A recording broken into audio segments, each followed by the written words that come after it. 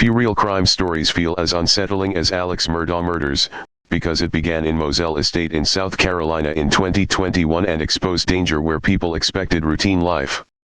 At the heart of it was a powerful lawyer from a famous legal family whose wife and son were found dead near the dog kennels.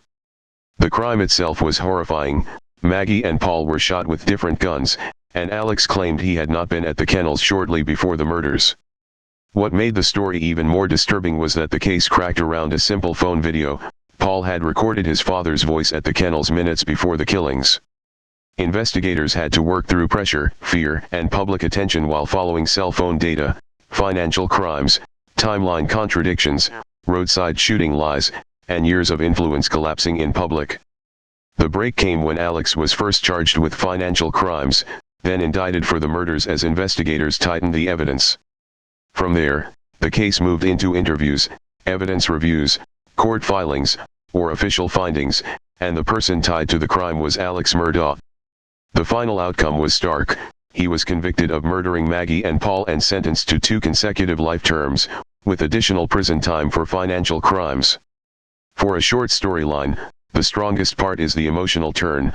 The viewer first sees a normal life, then watches one decision, one lie, one hidden pattern, or one ignored warning pull that life into darkness. The family setting made every detail sharper, because the danger came from inside the circle of trust. That is why the case still feels intimate, not distant, even years after the verdict. The courtroom could punish the offender, but it could not restore the home that was destroyed. The story works because it is not built on fantasy.